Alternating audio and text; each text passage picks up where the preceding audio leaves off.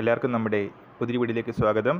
നമ്മൾ ഇന്നത്തെ video post office റിക്രൂട്ട്മെൻറ്റുമായിട്ട് ബന്ധപ്പെട്ട ഒരു വീഡിയോ ആണ്. കിടക്കുന്നതിന് മുന്നേ നമ്മളെ ചാനൽ കാണുന്നവർ ചാനൽ സബ്സ്ക്രൈബ് ചെയ്തേക്കുക. അതുപോലെ തന്നെ ഈ വീഡിയോ ഇഷ്ടപ്പെട്ടിട്ടുണ്ടെങ്കിൽ വീഡിയോ ഒന്ന് ലൈക്ക് ചെയ്യുക, വീഡിയോ മാക്സിമം ഷെയറും കൂടെ ചെയ്തേക്കുക. ഡിപ്പാർട്ട്മെൻറ്റ് ഓഫ് പോസ്റ്റിൽ പോസ്റ്റ്മാൻ അതുപോലെ തന്നെ MDS മൾട്ടി ടാസ്കിംഗ് സ്റ്റാഫ് ആകാനുള്ള അവസരത്തെപ്പറ്റിയാണ് ഇന്നത്തെ വീഡിയോയിൽ പറയുന്നത്.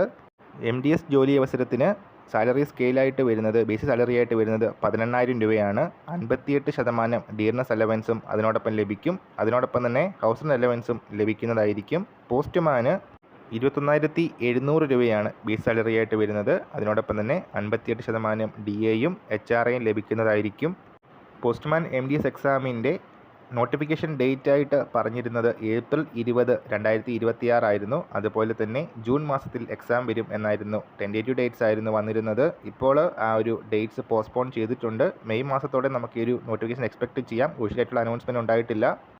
LDC exam limited departmental competitive exam വഴിയാണ് നിയമനം വരുന്നത്.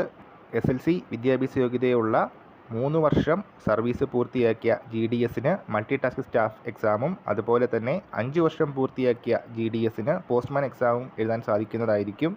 കൂടുതൽ ഡീറ്റെയിൽസ് ഒഫീഷ്യൽ നോട്ടിഫിക്കേഷൻ വരുന്ന സമയത്ത് അറിയിക്കുന്നതാണ്. ഈ വർഷം നമ്മൾ ഇന്നത്തെ പുതിയ വീഡിയോയുമായിട്ട് ഉടനെ കാണാം.